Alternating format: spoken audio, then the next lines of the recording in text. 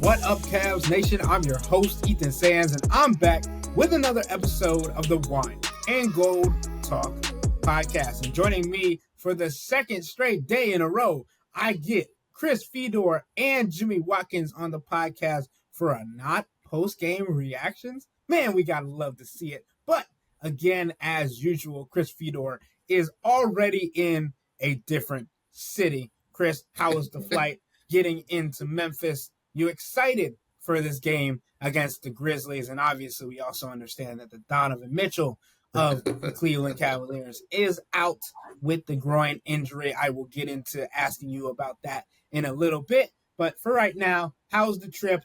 How you feeling? Cavs going for their 16th straight win. And obviously, we also know that would break their franchise record win streak again this season. Did you guys know how close Arkansas is to Memphis, Tennessee? I did know that. Okay. Apparently, I wasn't very good at geography when I was growing up. I was focused on other things other than geography because I got here, and as I checked into my hotel, it's very, very close to one of these bridges that leads to one of these parks, which leads to Arkansas. And I did a little Google Maps search because I was like, well, wait a minute, that looks like water. Wonder what body of water that is. Turns out it's the Mississippi River. So I started doing a little bit more Google mapping before dinner tonight, and I realized that it's only about a 40-minute walk from my hotel into Arkansas, across a bridge. So I am planning on doing that tomorrow after shoot-around, because I've never been to Arkansas. There is no NBA team in Arkansas. And this way I can say that I have visited Arkansas. What am I going to do when I get there? I have absolutely no idea. Probably turn right back around and go back to Memphis, Tennessee. But at least I'll be able to say that I walked over a bridge across the Mississippi River into Arkansas. And I don't know. Maybe I'll catch an Uber from there or a Lyft from there, and I'll have a meal somewhere in Arkansas so I can say I had lunch in Arkansas. I never realized in all of my time coming to Memphis, and I've done it once a year for the last 11 years, except for maybe the COVID year, I never realized how close Arkansas was to Memphis. Otherwise, I would have done this already. But the flight was good. I traveled through Atlanta. Hate that airport. No offense, Ethan. Just add it to the list of things about Atlanta that are bothersome to me when it comes to a travel situation. But I met some really cool people on the plane that we were talking basketball with, we were talking sports with, and then I watched a TV show on my Delta flight. One of the shows that I haven't picked up to this point yet, but I think I might. It's called Tracker. It's on CBS. I think it airs like Sundays. I don't know. It was one of the ones that appealed to me of all the choices that Delta had for in-flight entertainment. So I went back and I watched the first ever episode of Tracker. It's got Justin Hartley in it. I believe that's what his name is. Pretty good show. So if you're looking for something to binge watch on Paramount Plus or something like that, Tracker would be something that I'd be into, so maybe you'd be into it too. I can just picture Chris like walking across this bridge, getting across the bridge into Arkansas, and like stopping and like putting both hands on his hips and going, heavy exhale. All right, back to Memphis. Time to go back. A couple years ago, when I walked the Golden Gate Bridge in San Francisco. It's not the first time that I've walked the Golden Gate Bridge. But the most recent time that I walked the Golden Gate Bridge, I'm a little bit older these days. I'm not in the same shape as I was when I started doing this job. So I walked the Golden Gate Bridge and I was like, man, I'm pretty tired. So I sat down. I ordered a hot dog off a grill because, like, right as you cross the Golden Gate Bridge, there's this little park there, and all of these other people just bring their tailgate grill, and they sell these giant hot dogs, and they sell these giant bottles of water. So I got across the Golden Gate Bridge, and I ate 2 of these giant hot dogs, which are wrapped in bacon. And I said to myself, there's no way I want to do this walk again. So I ordered a Lyft to take me back to my hotel.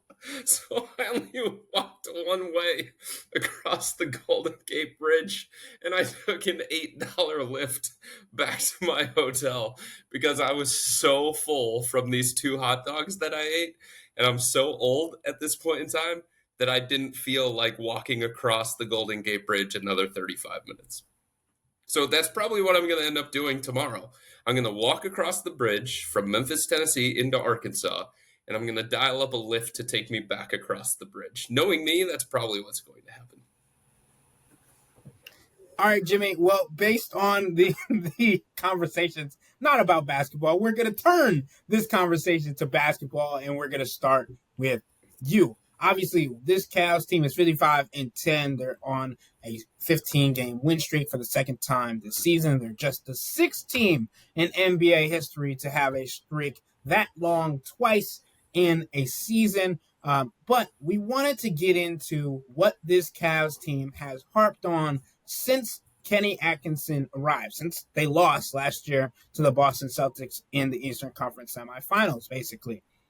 Playoff success. How important that is for this team in particular, when it comes to the roster reconstruction that they did, when it comes to the contracts that they have going into the offseason, when it comes to all these things, and especially with the regular season dominance that has willed them to have the confidence to go into the playoffs with a lot of heart. But I want to know from all of us what could be the reason that the Cavs don't have the same level of success that is expected of a team that is 55-10, potentially and on pace for 70 wins, and how that could change the outcome of the outlook of this team for this season, because we know that this Cavs team is going to be judged based on playoff success. So, Jimmy, not to put it this way, but what's the biggest reason the Cavs don't have success in the playoffs, or don't have the level of success that is expected of a team of this caliber? So basically, we're talking about why wouldn't the Cavs make the conference finals, right? Because that's pretty much the baseline expectation here. Gotta tell you, the other Eastern Conference teams are pretty unimpressive right now. So I will be very surprised if that isn't the case. But I did do the thought exercise earlier today. I think my biggest question still is this. This is kind of Cavs, another Cavs Thunder parallel. Are we sure that the Cavs have a certified number 2 elite shot creator in a playoff setting? Darius Garland, I think, and this is interesting for the Cavs because I think you can get there with Darius and Evan, like put their efforts together. But I have questions about each of them individually, and I do think Darius is the guy that if in a perfect world, they'd like for Darius to just be this guy for them. But his efficiency has dropped across the board in both of his playoff appearances. Now, his longest playoff appearance was last year. He was still dealing with the lingering effects of the broken jaw. We know that. So that clouds this conversation a little bit. But I just think in the playoffs, teams lock into your sets more often. Kenny's flowy offense with body movement, ball movement won't be as effective. Teams are going to switch more often. They are going to ask you to beat the man in front of you more often. And I think in a playoff setting, particularly when teams are going to put more size on Darius, I just am not sure that he is going, like, if I'm not even, I'm looking at, this is almost an abstract conversation because I'm trying to pick out a guy, like, okay, Andrew Nembhard of the Pacers, a guy that the Cavs could see in the second round. I wonder about Darius's ability to beat that guy one-on-one when Donovan is on the bench, or when the Pacers are denying Donovan the ball, or they're sending by. Every team's goal is going to make somebody else other than Donovan Mitchell initiate offense for the Cavs. And Darius is just not as not as proven in those settings, and not as again in past seasons. I haven't seen as much consistency out of him in those settings. I think he's had two separate instances of back-to-back 20-point games in the playoffs. Again, last year the injuries we know, but that would be my first day, and then two smaller, quicker team-wide points, 3-point variance. The Cavs are among the league leaders in 3-point attempts and 3-point makes. It's the most valuable shot in basketball. Three's more than two. We have advanced as a society to learn that. But the fact of the matter is, the more threes you shoot, the more randomness you invite into the game. And I think the Cavs are, I mean, this is the fact that this is one of the problems I'm picking out, I think is a good thing, because it's kind of like, well, they could miss their shots that they've been making, right? But like, that can happen. That can happen, particularly when you're dealing with like Evan Mobley's having the best 3-point shooting season of his career. How likely is that to hold up in the playoffs, particularly in situations where like, what if he misses two in a row? How likely is he to shoot that third with the same confidence in a playoff setting? It's just different weight to the ball. Um, how much leash does Sam Merrill have in the playoffs? This is a question we've been having, conversation we've been having for a year now. Max Strus has been better in the new year, but still kind of a streaky shooter. There's DeAndre Hunter is massive in this regard, but I just think that the Cavs, I can see the Cavs having two bad 3-point shooting games in a row, and all of a sudden they're like, whoa, what's going on here? What happens? And then this is kind of not really fair, but the fact of the matter is, it's NBA history is there's not too many teams, and this is more of a fun. We had this conversation the other night with Ashley. Of the last 20 NBA finalists, I've now double checked the stat, by the way, because I got it wrong the first time, and I caught myself in the moment when I was giving it. Last 20 NBA finalists, only two made that run without previously making the Eastern Conference Finals. Right. So I'm just like, the Cavs are really good. They should be a different playoff team this year than they have been in past years. Kenny's pushed a lot of the right buttons. Darius Garland looks like a different player in the regular season. Evan Mobley looks like a different player in the regular season right now. I anticipate that at least some of that will transfer over to the postseason. But I will say it again, the path that the Cavs are trying to walk right now has not been walked very often throughout league history. So that's a couple I have. I want to go back to something that you said from the very beginning, though. Is the baseline that we're talking about Eastern Conference Finals? I don't think it is anymore. I think the conversation has shifted. I think the standard is different.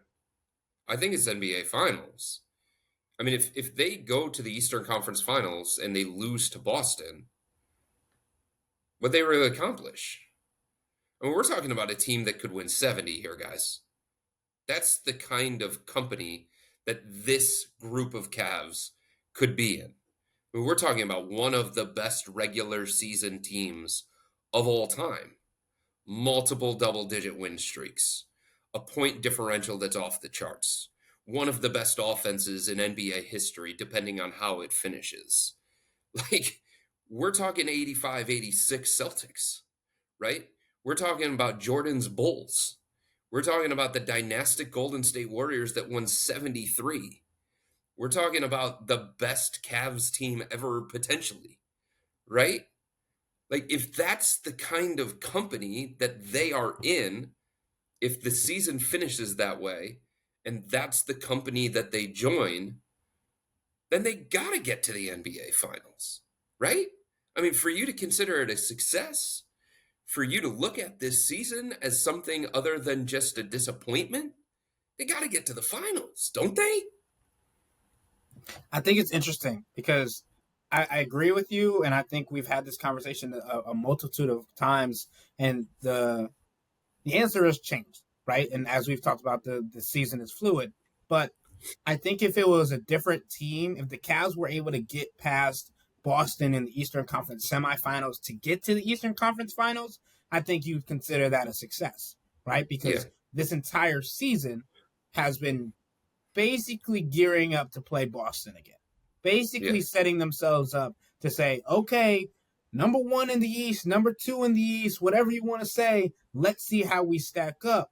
So I agree with you as when they played the Boston Celtics in the Eastern Conference Finals, like that is the matchup that we've been waiting for all season. That's why every regular season has had a circle around it when it comes to the Cavs schedule for the Boston Celtics, right? Like I think that is the main point, is that if it was a different team, if the Boston Celtics don't get to the Eastern Conference Finals, one, the Cavs would be like, okay, well, this is a different matchup. Two, it's like, well, we didn't think anybody else in the Eastern Conference was a real fight anyway, so we should get past them anyway. So I think I agree with you, Chris. I think the NBA Finals is now the bare minimum for this team, and I think it's funny that you talk about just how much history is being made, because we talked about it. They're on a 15-game win streak. There's 17 games left in the season. If they win all 17, obviously a tall task, not saying that they're going to, they would end with the season with 32 wins in a row, right? That would be the second longest streak in NBA history. Not happening. Well, that's not happening, but yeah. Fan appreciation night's going to be Tristan Thompson night. Tristan Thompson throwback night. 30 to 35 minutes of Tristan Thompson. It's not happening. But there's one other thing, and you're right when it comes to Boston. I'm not saying that this organization is only thinking about Boston, but I can tell you in conversations that I have had recently with players, with coaches, with front office members, with scouts, people inside this organization do not believe that there is any other Eastern Conference team that can beat them 4 times in 7 tries in a playoff environment. Boston's the one, not that they're scared of, not that they're fearful of, but the one legitimate threat that they believe could potentially beat them in a series. I don't get the sense that people inside this organization believe that Indiana can beat them in a series. I don't get the sense that people inside this organization believe that Milwaukee can beat them in a series. So, as simplistic as it may seem, and there's no guarantee that it happens this way, but it's about Boston. It's about beating Boston. It's about proving to themselves that they can beat Boston.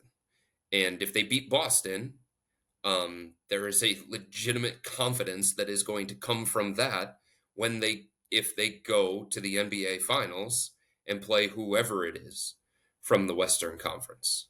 Because Boston's the thing that looms over all of this. It's the only hesitation that I have personally when it comes to the Cavs. Like, I don't think there's a specific matchup that's problematic for them. I don't think that there is a glaring issue in terms of their roster construction. I don't think there is a bad habit that is going to be their undoing in a playoff environment. It's just I have so much respect for the Celtics.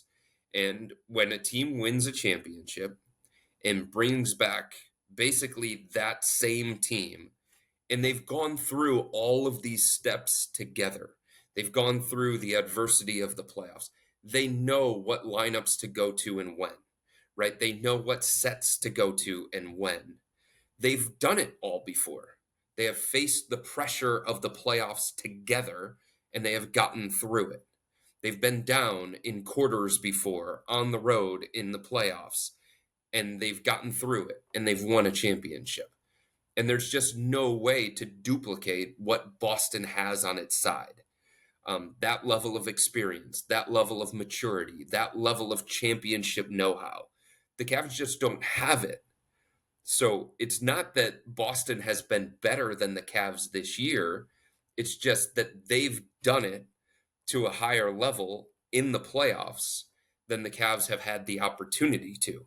And because of that, it's hard to say that you would give the Cavs, for me anyway, that I would give the Cavs the edge going into a 7-game series against that team if that team is at full strength and has Kristaps Porzingis and he's healthy and effective and all the different pieces that make Boston Boston. Like, that's the edge that Boston is always going to have. until it doesn't have that edge anymore. And the Cavs get that same kind of experience, and they get that same kind of championship know-how. Yeah, when Boston's healthy, they're pretty close to a perfect modern basketball team. Five five dudes who can pass, dribble, shoot, and defend at a high level. No weakness on either side of the court. That's tough. And when we go, I mean, we're talking offense, that extends to the bench too. I Mm-hmm. mean, Sam Hauser, Peyton Pritchard, Al Horford. Al Horford is playing his tail off right now. I know LeBron is beating Father Time in his own fight right now, but Al Horford's giving him a run for his money as well. He's been incredible this recent stretch since Porzingis has been hurt. Um, I do think that the Cavs. We were talking about how the Cavs haven't really eaten a big punch this year, and we still. I think that's a question how they handle a big momentum swing in a playoff series. You could ask that a similar question about Boston, given how last year's playoff run went. They didn't really face a ton of resistance. Now, they also didn't have Porzingis for most of that playoff run, Yeah. and either him or Derek White are the third best player on the team. So that's part of it too. And if we're talking just about Boston, Darius Garland's career numbers against Boston, 38.9% from the field. I know that encapsulates a couple of different versions of this Boston team, but the consistent thing that they've always had is big bodies to throw at him, whether it Yeah. was Marcus Smart or Derek White or now Drew Holiday. They've Yeah. always had that. That's his second worst field goal percentage against any team in his career. He's randomly awful against the Sacramento Kings. I don't know what that's about, but that's a Mm-hmm. thing. And then Evan Mobley in 3 games that the Cavs have played against Boston since they've had Porzingis is averaging fewer than 7 points per game. Yeah. 9 of 35 shooting, 7 rebounds, 10 assists, 8 turnovers. Very small sample size. Very small sample size. And some of that is from last year when Evan was not this guy yet. But I mean, that game from a couple of months ago was not great when they played at home and Boston controlled most of that game. The Cavs made it close and they had to come back late, but Boston controlled most of that game. So yeah, that's where I'm really looking at. Donovan Mitchell is like the Celtic killer, right? He just passed Yeah. MJ for most career points per game against the Celtics. That's very impressive. He needs some dudes to go to war with. Darius Garland has looked like that dude for a lot of this year, but he has not really looked like that against the Boston Celtics for most of his career. Evan Mobley's been a different guy this season. We've been singing his praises all year, and rightfully so. He's taking unprecedented steps forward on off. I mean, I've said this before, but I really didn't think it was possible for Evan Mobley to show all this progress in one regular season, and he has. It's Right. very important, very impressive. He deserves all of that credit. That being said, you can't let Kristaps Porzingis take you out of the game essentially on offense the way that he has in some. I don't have the exact matchup data, but it's just when Kristaps Porzingis is playing, Evan Mobley is not the same dude. And Yeah. this is again small sample size. Small sample size. I'm just telling you. I also would say another small team-wide thing that one of the Cavs' greatest strengths this season has been depth, and depth advantages are diminished a little bit in the playoffs because teams Little lean bit. harder on their best players. And it's still a great thing to have all this optionality, right? It's not about like I don't know that your bench is going to carry you to victories in the playoffs the way that this Cavs team has in the regular season. I think they play their bench third most in the NBA. That's going to change a little bit. They're probably still going to play their bench more than other teams, relatively speaking, in the playoffs. But I'm telling you, they're not going to be playing. They're playing like 96 minutes per game or something right now. Mhm. That's going down. That's Yeah. going down, and it should, by the way, and it should. So I think that's like the Cavs are deeper than the Celtics. I just don't care about that, honestly, Right. in the 7-game series. There's a Darius variable too that I don't think we can overlook when it comes to a playoff environment either. If you go back to when the Cavs and the Warriors played against each other every single NBA Finals, the Cavs' offensive strategy was basically go at Steph. Hunt Steph relentlessly, make him work on the defensive end of the floor, tire him out, wear him down, and maybe get him in foul trouble. Because if the Warriors were going to be a switch-heavy defense, you knew that there was going to be a switch, and you knew that there was going to be an advantage that you had. And the best way to deal with the Golden State Warriors is with Steph off the floor in foul trouble. I wonder about Darius, and I wonder about foul trouble in the playoffs because the Cavs want to switch. They want to switch defensively. Kenny Atkinson believes in switching defensively. He knows that it is a very, very important tactic, especially in the playoffs. It's part of the reason why he's implemented it the way that he has throughout the course of this season. So he's going to ask Darius to switch. He's going to ask all these guys to switch. And that's going to put Darius in disadvantageous positions. How does he handle it? Can he stay out of foul trouble? Can he keep from wearing down as the game goes on? What are his legs going to be like in the fourth quarter when his minutes increase and his responsibility on offense increases and his responsibility on defense increases? Because when you're playing against the Cavs, like, look at the rest of this lineup. You could have DeAndre Hunter in the core four, basically, right? And the reason why the Cavs kept going at Steph during those finals years is because you're not going to go at Draymond. You're not going to go at Clay. You're not going to go at KD. You're not going to go at Iggy. Like, you took the path of least resistance. You took what you thought was the weakest link based on what else was there. And this doesn't mean that Darius is a bad defender. And it doesn't mean that Darius has been a bad defender this year. But when you're playing against the Cavs in a 7-game series and you're trying to find matchups that are favorable for you, it's not Evan Mobley, unless you're pulling him out to the perimeter and you feel like you have a quickness advantage. It's not Jared Allen, unless you're pulling him out to the perimeter and feel like you have a quickness advantage. It's certainly not DeAndre Hunter. And it's not Donovan Mitchell because he is strong.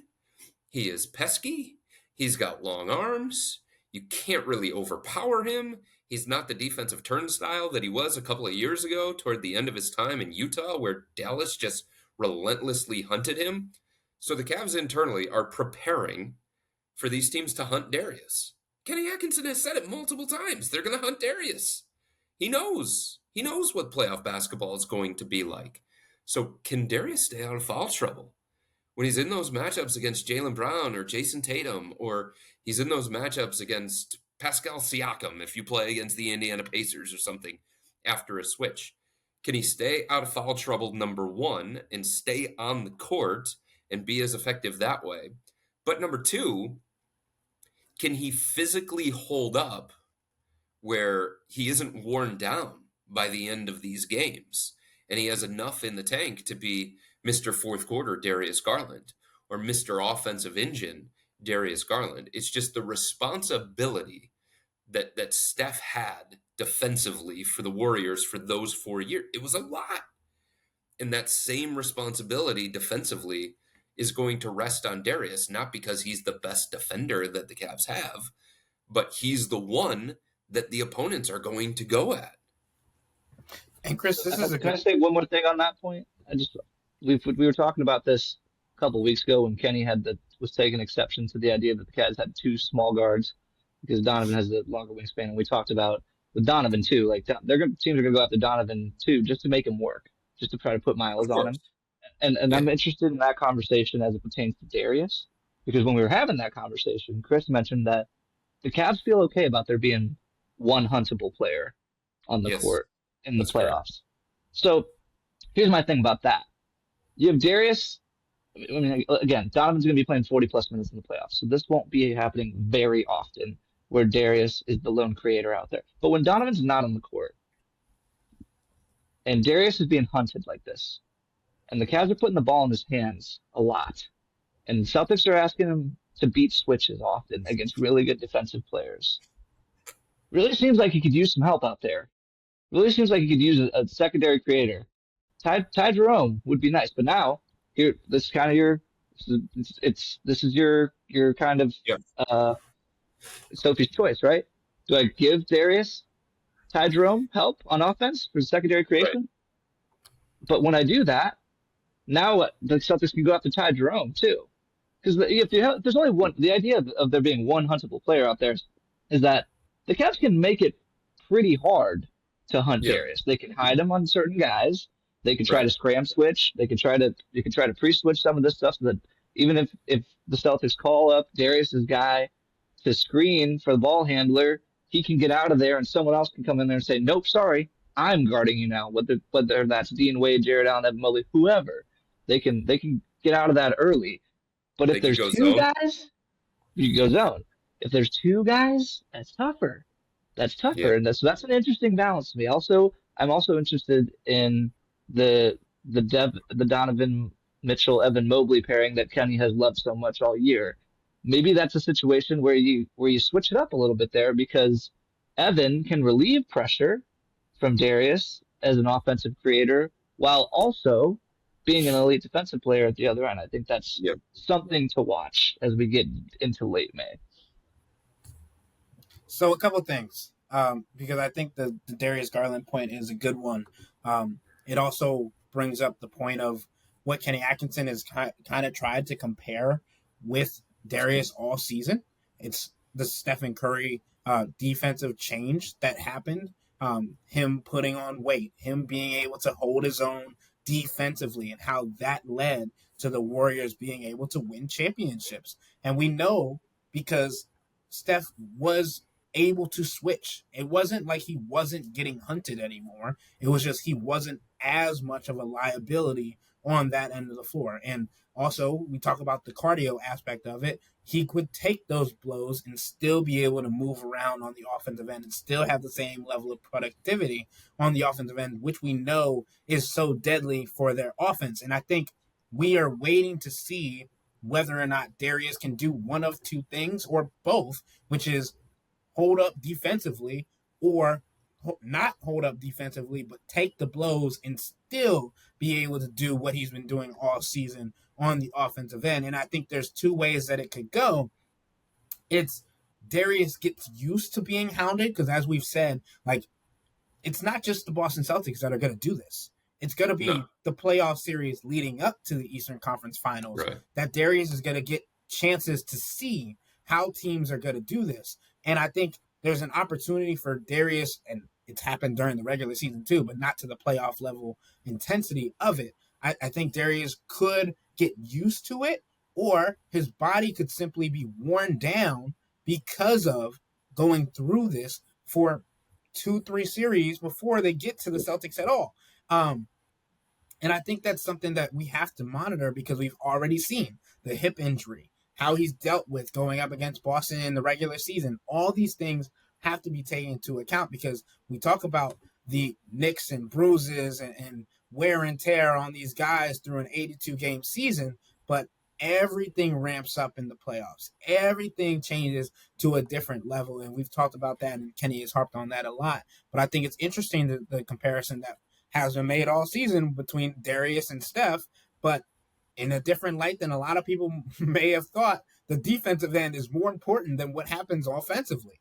And I wanted to just put some stats behind what Jimmy was saying when it comes to the Porzingis and Evan Mobley battle, because for this regular season, at least when they played, they've kind of evened each other out. They've kind of negated the offensive prowess that both of them have had. When Kristaps Porzingis has been guarded by Evan Mobley in 2 games and around 6 minutes of play, he's held him to 106 from the field for 16.7% and 0 of 4 from deep. He's committed 2 fouls and forced a turnover, and the team points was just 16 during those 6 minutes. When Evan Mobley was guarded by Kristaps Porzingis for 2 games for around 8 minutes, Kristaps held Evan Mobley to 3 of 12 from the field, 25%, and 0 of 4 from deep. He fouled him once. He had a block, and he forced 4 turnovers, which I think is the biggest. The thing about this is the Celtics don't need Kristaps Porzingis on offense the way the Cavs need Evan Mobley on offense. Yes. Kristaps is essentially a luxury in every. Yep. I mean, this is a silly how good this basketball team has been constructed. Kristaps is really useful. By the way, Kristaps can be very effective on offense just by standing there because the Cavs are going to have to account for him on the three-point line, and that's an interesting conversation for Kenny Atkinson. Jared Allen put on him. You have Evan Mobley put on him, and then basically that guy. If you're only leaving one big out there, when Kristaps Porzingis is out there, that one big has to account for Kristaps because he's a lethal three-point shooter. And he's out at the three-point line as opposed to Exactly. around the ring or in the paint. Exactly. So you're asking your big man to cover a lot of ground, at least cover a lot of ground, if not just taking him away from the rim in general. So that's an interesting strategic choice for the Cavs. Can our two big lineups hold up well enough offensively for us to do that against Boston, or do we have to go to a one big lineup and Kristaps? By the way, or Al Horford. I think the Cavs are a little bit more willing to let Al Horford shoot, but Al Horford is the same way. He can shoot out there too. And now your rim's wide open, and the Celtics, as we have mentioned, have a bunch of dudes who can get in the paint. That's the difference. That's the difference. That's the point that I was going to make. If Evan Mobley and Kristaps Porzingis play to a draw or close to even, it's advantage Boston. Yes. Because the Cavs need Evan Mobley more than the Celtics need Kristaps Porzingis on offense. And that would be a really, really difficult thing for the Cavs to potentially overcome if Evan can't be comfortable against Kristaps, if he can't be productive, if he can't be consistent, if he can't be the same kind of offensive weapon that he has been throughout the course of this season. Because Evan's versatility, Evan's evolution on the offensive end, it's allowed the Cavs to vary their approach offensively. It's allowed them to diversify their attack. They can just do different things on the offensive end of the floor. The inverted pick and roll stuff, right? The DHO stuff with him and Max Strus, Evan out to the 3-point line, Evan rebound and run and push and transition, and all these different things. It just gives them something else that they can consistently go to, other than Donovan Mitchell, Darius Garland, pick and roll, other than continuous movement and random cuts on the offensive end of the floor. And if you take that variable away from the Cavs offensively, because Kristaps Porzingis is neutralizing Evan Mobley, then, offense becomes a little bit more difficult, and it becomes a little bit more different of a look for the Cavs at that end of the floor. So it's definitely something that I'm paying attention to going into these playoffs. And it's something that I don't think you can dismiss wholeheartedly based on the way that things have gone in the past and including this year when you talk about Evan Mobley and Kristaps Porzingis. Like, there are very few guys in the NBA that I think can bother Evan Mobley throughout the course of a game, throughout the course of a playoff series. I think Porzingis is one of the kinds of guys that could bother Evan. Now, here's the thing. Kristaps Porzingis right now has a weird mystery illness. I think it's the same one that I've had for the last month, by the way. We were just talking about that before we recorded. I've been to 3 different doctors, and they can't figure out what is actually wrong with me. So it's probably the same thing that Kristaps Porzingis has. And he's on the bench, so I guess it's not communicable. Not contagious. He's on the bench. But here's the thing about Kristaps Porzingis. He misses basketball games. Yes. That is a hallmark of his career. And whenever he comes back from this, there will be a reacclimation period. There will be a regaining your rhythm process, and there is no guarantee that Kristaps Porzingis stays healthy for an entire playoff run after that.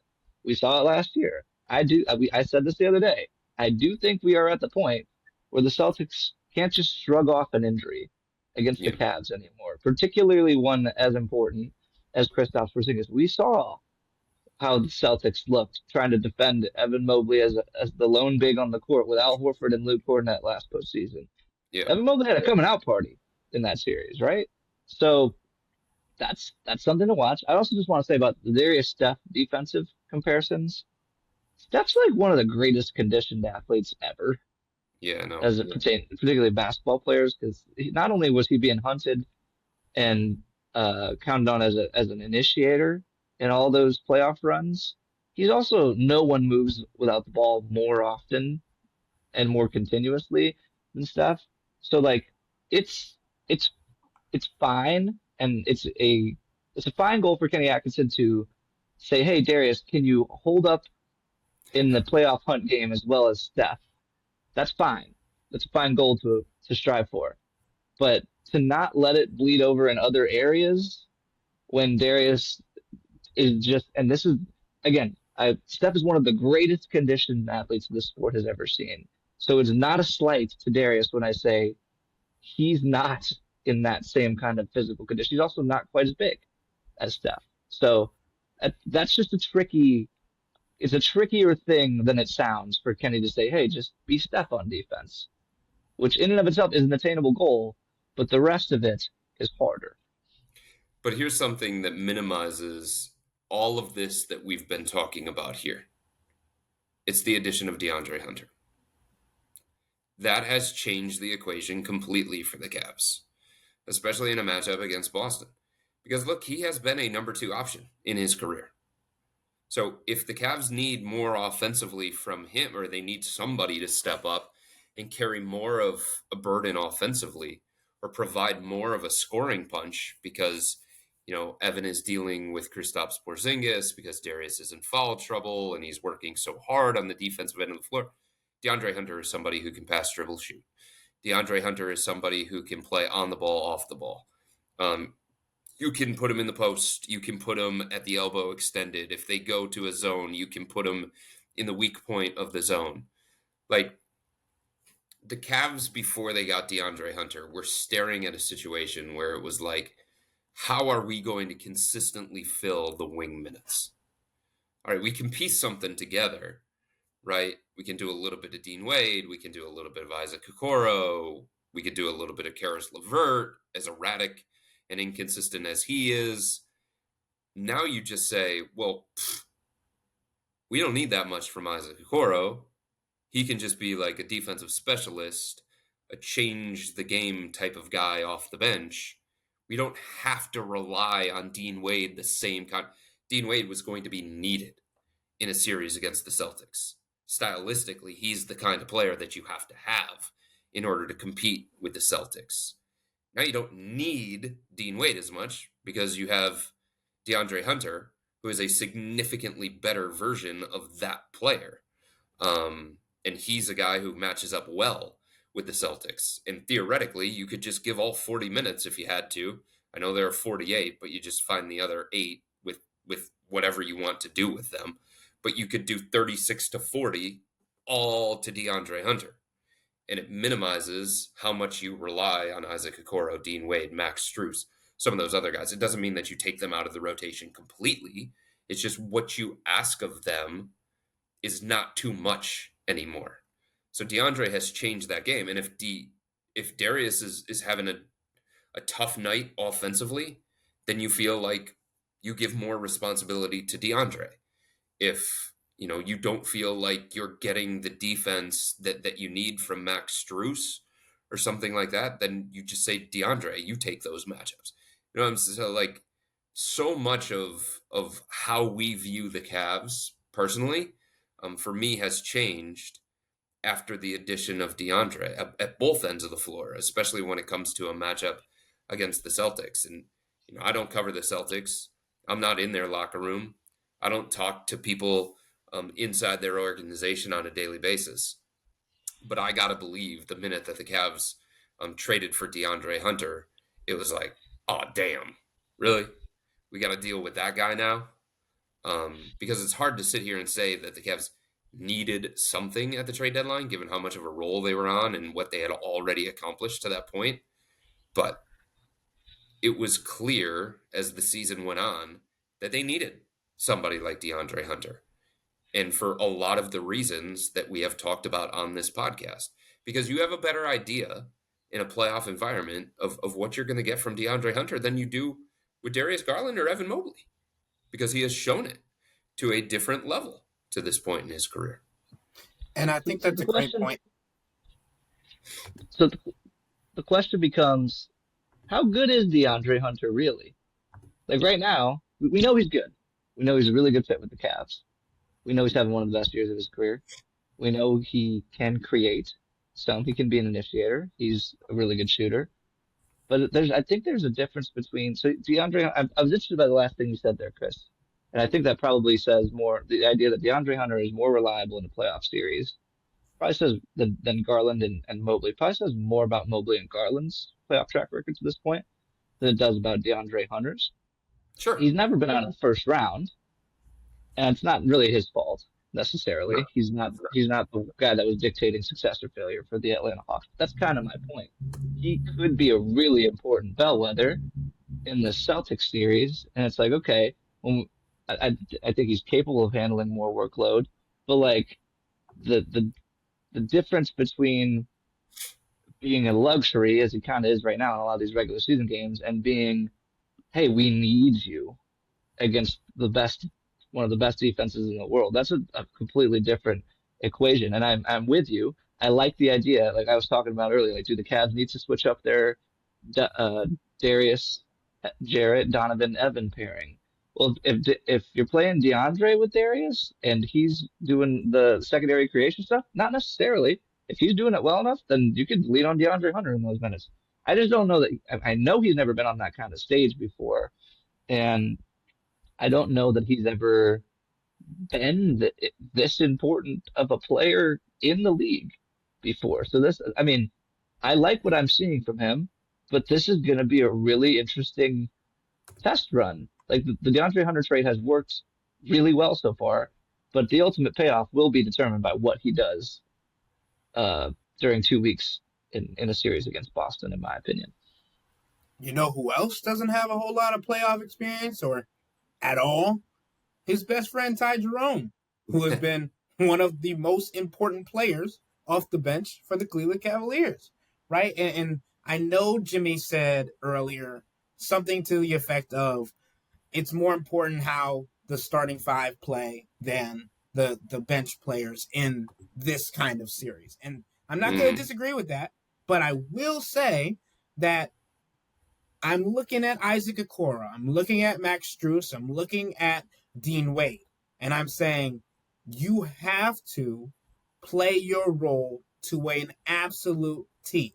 If your role is play defense and hit 2-3 3-pointers, you cannot airball a 3-pointer. You cannot hit off the side of the backboard. You can't do these things that we've seen at times. Like, and I understand that there are roles for these guys on the defensive end.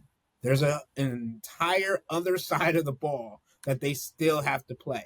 Like, say Darius and Evan are guys that aren't having the best nights, aren't having their best games, aren't having their best series against the Boston Celtics. And the Cavs say, okay, we're going to do what we've been doing all season, empowering our bench and putting guys in the situation where we feel like we put them in all season to be ready for these kinds of moments. And then Isaac Okoro shoots how he has over the last 10 games since returning from his injury.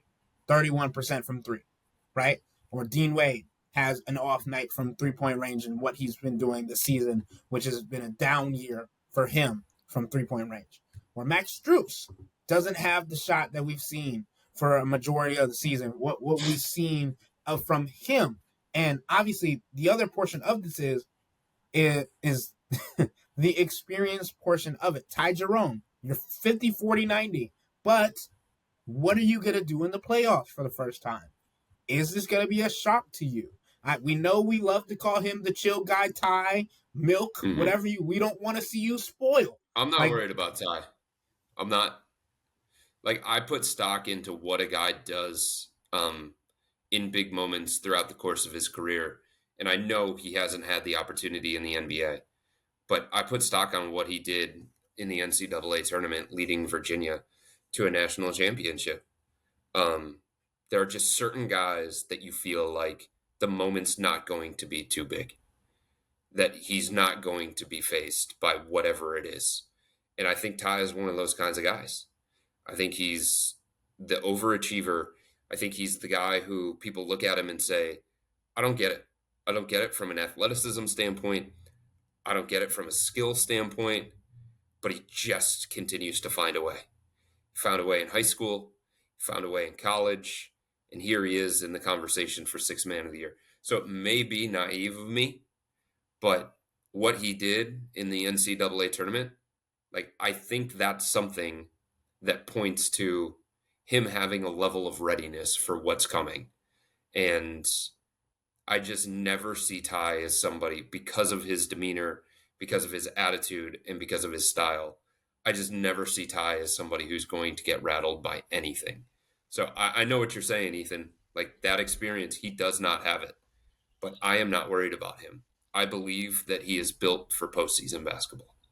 He's going to have 2 rounds to build confidence, as are a lot of these guys before they get to Boston. I think that's important. That's important too. Whatever One kinks of you need to those is work. probably going to be a really non-competitive first That's round right. too. Which again, so if I'm Kenny in that first round, I think I can play the strength and numbers game and try and kind of keep my lie alive, keep my lie about playing 10-ish guys in the playoffs alive, because you're probably gonna be smoking that whoever you get out of the play-in, you're probably gonna smoke that team. You're not just gonna sweep them. You're gonna be smoking Yeah. them in some of those games. So that's a good confidence building opportunity. And it should be mentioned, Ty Jerome was a massive part of the comeback against Boston during the most recent regular season win against the Celtics. Then the Celtics, it, there's the whole, well, the Celtics still went up 25-3. That's true, and that's not great. But the Celtics are like the NBA's like ADHD team, where like when they are locked in and doing what they're supposed to be doing, like I said, they are a damn near perfect modern basketball team. But then it's like they need a fidget spinner or something, because they'll just get distracted for Yeah. for 10 minutes or something, and they'll just start. Let's see how much iso ball we can play. Let's see how many cool 3-pointer step back 3-pointers we can make. Peyton Pritchard's over here stepping back for 27 feet. You know, you're like the sixth best player on the team, Peyton, right? Like, I get it. You are one of the best bench guys in the league. Like, you're sharing the court with some dudes who might be able to get a better shot up than that. And Must it's be just nice to weird. be bored with your own greatness. I agree. Exactly. And I don't necessarily know that Boston's gonna like lock in all the way in the play, like, because they're gonna smack whoever they play in the first Yeah. round.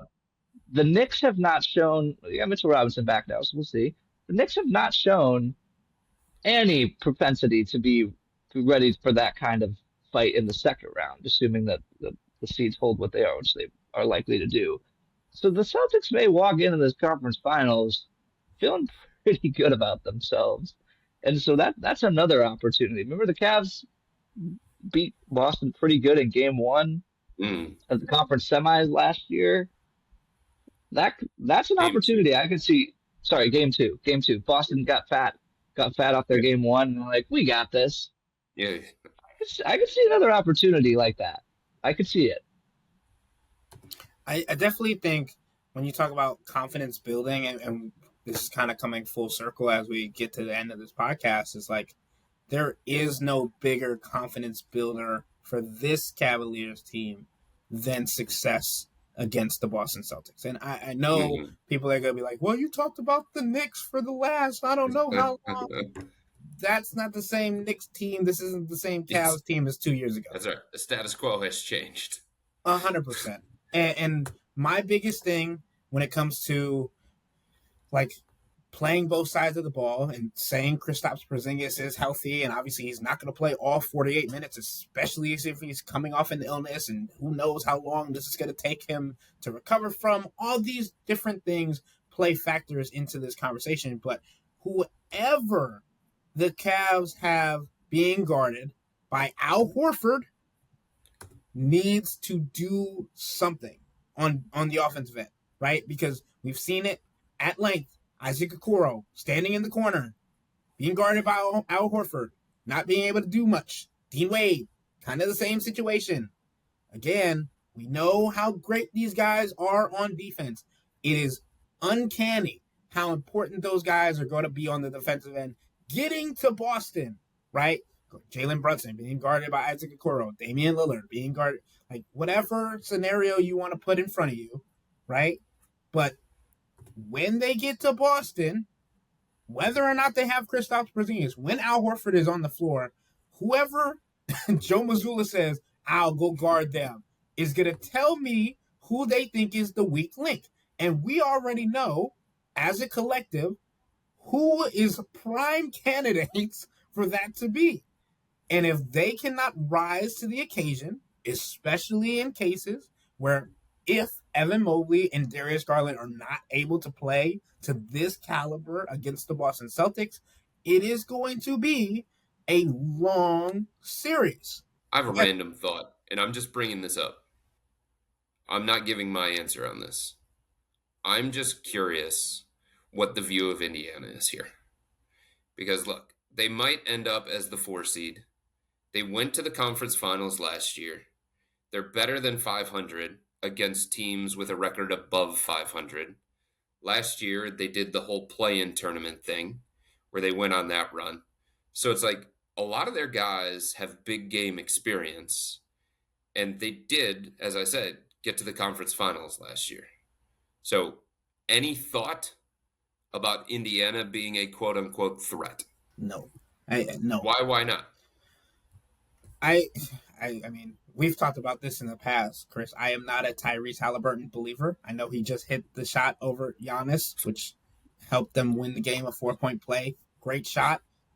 Was one of the ugliest shots I've ever seen. But, like, I am not a believer that Tyrese Halliburton, Pascal Siakam, and Miles Turner are a big three that poses a threat to the offensive juggernaut that is the Cleveland Cavaliers. I don't think that, like, we talk about pace. We talk about shooting. I think they can keep up pace-wise. I do not know if they're going to be able to keep up shooting-wise. Like, the Boston Celtics are a team that put up 53s the other night against OKC, right? I don't think the Pacers are going to be able to do the same thing, especially when, like, Kenny Atkinson has so much knowledge of the Pacers through the regular season, what worked, what didn't work. And I'm not going to say that it's going to be, like, a sweep or a 5-game series. Like, I think it could go 6 games, but I think in that kind of series, if it goes 6 games, the Cavs have it. And I'm not going to discredit Rick Carlisle because he is one of my favorite coaches in the league. But he's one of the best. Right. And I'm not. Like, I'm that just. Dude in a 7-game series is a problem. He is a great tactician. I'm just not a Tyrese Halliburton believer. I'm not. That's just my opinion. And as we said on yesterday's podcast, sometimes you're going to have opinions that people don't like. That's just mine. I'm not a Tyrese Halliburton believer. He averaged 20 and 9 and led his team to the conference finals last year while shooting 50% from the field and about 40% from three-point range during their playoff run. Not a believer. Yeah, I think the Pacers are a top 10 offense, and in their best moments this year, they've been a top 10 defense. That's typically if you can end up in both spots. I think there's only 5 teams in the league right now that fit that criteria: top 10 offense, top 10 defense. Pacers aren't one of them. They're like middle of the pack defense. They started the season really poorly. Yeah. I see what you're getting at, Chris. I think there's Whoa. Hold on, before the aggregators get all over this one. All right. I'm not getting at anything. I am asking a question because it's something that I've contemplated in my own head recently. I see why you're asking the question. Thank you. How about that? Thank you. How about that? The top 10 offense. Top 10 offense has flirted with top 10 defense at times. They have a guy in Andrew Nembhard who you can reliably put on Donovan and or Darius and make them work. Yeah. It'd be nice if they had 2 Andrew Nembhards, but they only have 1. I mean, Ben Shepherd's not a bad defender, but he's not Andrew Nembhard. I think Neesmith has the skill set to be. I don't know if the numbers say that he is, though. Yeah. Top 10 3-point shooting team. This is where the 3-point variance conversation would come in, I think, because the Pacers are going to try and space you out and play up and down, and the Cavs are also trying to do that. And some weird stuff can happen. When both teams are trying to throw up 43s a night. So I would say, as weird. Here's a take. Here's what I feel like we're all dancing around nothing right now. I'll give you a take. I think the general consensus would be that the Cavs would be more afraid to see Giannis and Dame in the second round. That you don't, because Giannis would be the best player in the series, and people say that the best player in the series usually wins the series. I would tell you I'd be a little bit more afraid of Rick Carlisle getting in the lab and 3-point variance getting a little wonky, and the Pacers having enough manpower with their backcourt defense to give Donovan and Darius problems, and also Miles Turner as a stretch big can put the Cavs in similar predicaments with their rim protection that we were talking about with Boston earlier. I think that the Pacers might be this is like a classic NBA hipster take. The Pacers might be a sneaky, more dangerous team than the Bucks against the Cavs in the playoffs. One of the reasons why I started thinking about this is because I was recently in Milwaukee and I was talking to a couple of people that cover the Milwaukee Bucks, and they said, I don't know if they can beat the Pacers. This iteration of the Bucks, I don't know if they can beat the Pacers. And I was like, what are you talking about? Giannis and Dame together in a playoff series? And he said, I'm just telling you, like, it's a tough matchup stylistically for the Bucks against the Pacers. So it just made me start thinking, projecting forward of, okay, then what about the Cavs in the second round? How would they match up with Indiana? Because so much of my thought has gone to, well, Cavs against Bucks, dealing with Giannis and Dame, and how do they match up, and looking at some of their regular season matchups and things like that. And it just made me start thinking about, well, what if it's Indiana instead of Milwaukee? Like, what does that look like from a Cavs standpoint? And I think, look, the Cavs are the better team. The Cavs have proven that throughout the course of this season. But I think there are some interesting aspects of Indiana that make me actually have to think about it a little bit more. And part of it is their conference finals run. Part of it is Rick Carlisle. I do think they're deep. Yeah. I think they have the kind of style. Like, there are prerequisites, I think, to competing with the Cavs in a 7-game playoff series. I think you have to have the kind of offense that can score 120 to 130. I think you have to be able to keep up with them from 3-point range. I think you have to be able to space them out and pull their bigs away from the basket. I think you have to have lineup versatility and have to play a couple of different ways. They can go man, they can go zone. They have shown that.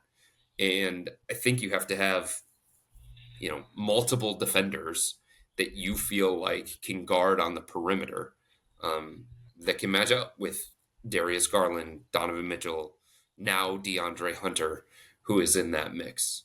Like, that's where you start a conversation for being competitive, somewhat competitive against the Cavs in a playoff environment. And I also think you have to have experience, like big game experience. Detroit's not beating the Cavs in a play. They're not ready, right? But a team like Indiana has a level of playoff readiness.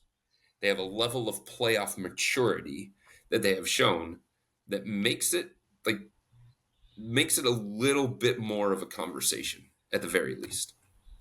And I know I was downplaying the value of depth in the postseason earlier, but like when we're talking about the Bucks, you gotta have 6 dudes. Yeah. You start going down their list. You start going. You get to Gary Trent Jr. real quick when you start counting down the dudes that the Bucks are counting on. I mean, Kyle Kuzma is like their big deadline acquisition. Dude's shooting 30% from 3 since he got there. And he has proven, by the way, Kyle Kuzma has proven in the past that he can be a key part of a championship winning team. But like, I know we look at Dame and Giannis and go, ooh, scary. I think they're still the highest scoring duo in the league. Who's next? Yeah. You need somebody else. Yeah. Brooke Lopez at age 36 is probably by far the 3rd most reliable Milwaukee Buck. And then Doc Rivers is crossing his fingers every night. At the very least, you have to have options. Remember about 10 years ago, Steve Kerr went to Anderson Varejao when Andy was a member of the Golden State. Sorry, Andy. I know you're basically my neighbor, but I'm sorry. Like, he went to Anderson Varejao in one of the playoff games at the beginning of the 4th quarter, and the Cavs were just like, food. We've got a way to go offensively. And they just called Andy up into every single action, and Kyrie just took him off the bounce, and the Cavs built their lead to like 7 or 9. Like, that kind of stretch in a playoff game can be the difference between you winning or losing. So, yeah, you can go a minute of Dante Jones like the Cavs did way back in the day, and it can change a game completely for the better. Or you can be like Steve Kerr score, and you can go to Anderson Varejao at the start of the fourth quarter, and it can change the game completely for the worst. So, like, if Milwaukee has to start a fourth quarter with Jericho Sims or something like that, and it's a tightly contested game, and it's a tightly contested series, or he's got to go to Kevin Porter Jr. or something like that to run the team, that could be the difference between you winning that series or losing that series, or winning that game or losing that game. And to your point, Jimmy, the options that Kenny Atkinson, that's the best thing about it. Okay, Max Strus doesn't have it. More Sam Merrill, right? Okay, DeAndre Hunter's in foul trouble. How about Dean Wade? All right, we need a defensive stop late in the game. Isaac, you're on the floor. So just having that kind of optionality is something that Milwaukee doesn't have. It's like, where do they go? I watched Taurean Prince attempt the saddest attack of a closeout the other day that I've ever seen in my life. I think he caught it in the corner and I forget who they were playing, but I think he caught, it might have been that Pacers game actually. He caught it in the corner, and he definitely, like, the lane was there. Guys closing out hard on me. All he had to do was hit the baseline, and almost the second the ball hit the ground, it got ripped from him. There's just not a lot. The Bucks, it's an adventure anytime someone not named Dame or Giannis has to dribble. I think that's a pretty important thing throughout the course of a 48-minute game. And I don't want to open another can of worms, but I think that's also a reason why we have these conversations about the OKC Thunder, about how they might not have a true second ball handler or creator outside of SGA, especially with Jalen Williams working his way back, J-Dub trying to get back healthy. But yeah, I think we have beat the nail over the head with this one, guys. The Cavs and the Boston Celtics are on a train track collision, looking like for the Eastern Conference Finals, with everything that we're seeing, because of not only their construction of their rosters, but their experiences, and also just knowing what talent level they have on both sides of the ball, which is extremely important for them to get to that point. So, as we've said, it's more so about getting there and seeing how those two teams fare out, and then looking across and seeing who's going to be the opponent for one of those two teams in the NBA Finals. I've booked it since the beginning of the season. Chris has said basically the same thing. Brian Windhurst apparently has already booked his hotels, all these things. So, shout out to Orlando and Miami for sucking so bad that there's a chance for me to go there in round one, too. I'm really excited about that.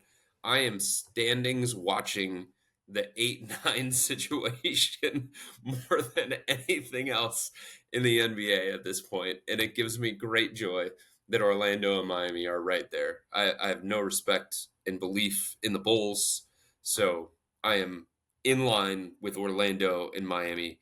Just need those two teams to hang right there. And shout out to Toronto. Jamal Shed was tearing it up in the first half the other night. He had 5 assists in 12 minutes, double-digit points, and they benched him for the entire second half because he was playing too well. So shout out for Toronto approaching games that kind of way, so that I may get my wish and go to either Orlando or Miami in round one, and I can golf in April. That'll be awesome. Thank you. And with all that being said, that'll wrap up today's episode of the Wine and Gold Talk podcast. But remember to become a Cavs Insider and interact with Chris, me, and Jimmy by subscribing to Subtext. I know we didn't get to our Subtext questions for today's episode or this week, but we are going to keep those, bank them like the Cavs have been banking wins this season, and use them next week. So if you want to add to this little container of questions that we got from our subtexters, sign up for a 14-day free trial, or visit cleveland.com/Cavs and click on the blue bar at the top of the page to subscribe for $3.99 a month. If you don't like it, that's fine. All you have to do is text the word STOP. It's easy, but we can tell you that the people who sign up stick around because this is the best way to get insider coverage on the Cavs from me, Chris, and Jimmy. This isn't just our podcast. It's your podcast. And the only way to have your voice heard is through subtext. Y'all be safe. We out.